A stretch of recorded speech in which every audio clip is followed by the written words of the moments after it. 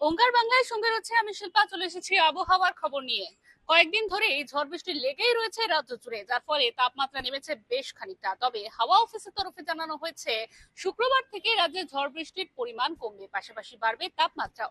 আলিপুরের আবহাওয়া বিশেষজ্ঞরা জানাচ্ছেন শুক্রবার দক্ষিণবঙ্গের কলকাতা সহ প্রায় সব জেলাতেই বিক্ষিপ্তভাবে হালকা ঝড় বৃষ্টির সম্ভাবনা রয়েছে। অধিক বৃষ্টির সম্ভাবনা রয়েছে দক্ষিণবঙ্গের উত্তর ও দক্ষিণ 24 পরগনা এবং পূর্ব মেদিনীপুর জেলায়। বৃষ্টির পাশাপাশি রয়েছে 30 থেকে 40 কিলোমিটার বেগে ঝোড়ো হাওয়ার পূর্বাভাসও। তবে আগামী কয়েকদিনে দক্ষিণবঙ্গের তাপমাত্রা বাড়তে পারে 4 থেকে 6 ডিগ্রি সেলসিয়াস পর্যন্ত।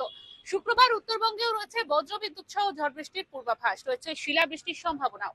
উত্তরবঙ্গের সব জেলাতেই এদিন বৃষ্টির পূর্বাভাসের কথা জানিয়েছে হাওয়া অফিস। ভারী বৃষ্টির সম্ভাবনা রয়েছে জলপাইগুড়ি ও আলিপুরদুয়ার জেলায়। এছাড়াও কালবৈশাখীর সম্ভাবনা রয়েছে দার্জিলিং, জলপাইগুড়ি, উত্তর ও দক্ষিণ দিনাজপুর এবং মালদা জেলায়। এরকমই আরো অন্যান্য খবরের আপডেটের জন্য অবশ্যই চোখ রাখুন ওঙ্কার বাংলা ডিজিটালে।